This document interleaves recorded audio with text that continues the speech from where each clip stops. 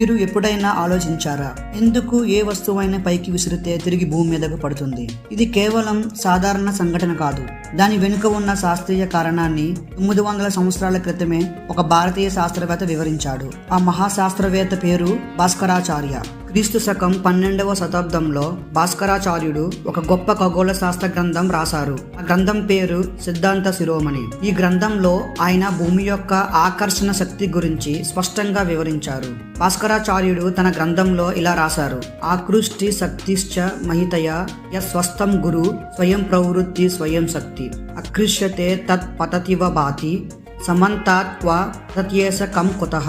దీనికి అర్థం, భూమికి ఒక ఆకర్షణ శక్తి ఉంది. ఆ శక్తి వలనే వస్తువులు భూమి వైపు లాగబడతాయి. అందుకే మనకు అవి కింద పడుతున్నట్లు కనిపిస్తాయి. ఇప్పుడు ఆసక్తికరమైన విషయం ఏమిటంటే, భారతదేశంలోని ఖగోళ శాస్త్ర గ్రంథాలు తరువాతి శతాబ్దాల్లో అరబిక్ మరియు పర్షియన్ భాషలకు అనువదించబడ్డాయి. ఈ అనువాదాల ద్వారా భారతీయ ఖగోళ మరియు గణిత జ్ఞానం మధ్యప్రాచ్యం మరియు యూరోప్ ప్రాంతాలకు చేరింది. అంటే భారతీయ శాస్త్రవేత్తలు పరిశోధనలు ప్రపంచ విజ్ఞానానికి కూడా మార్గం చూపాయి. భారతీయ ఖగోళ గ్రంథాలు విదేశీ పండితులచే అధ్యయనం చేయబడ్డాయి. అందులో ముఖ్యమైన గ్రంథాలలో ఒకటి సిద్ధాంత శిరోమణి. ఈ గ్రంథంలో ఉన్న భావనలు భూమి, గ్రహాలు, గణితం గురించి అద్భుతమైన అవగాహనను ప్రపంచానికి అందించాయి. అంటే మనం ప్రతిరోజు చూస్తున్న ఒక సాధారణ సంఘటన, ఒక వస్తువు కింద పడటం, దాని వెనుక ఉన్న శాస్త్రీయ కారణాన్ని శతాబ్దాల క్రితమే వివరించిన మహాభారతీయ శాస్త్రవేత్త భాస్కరాచార్య.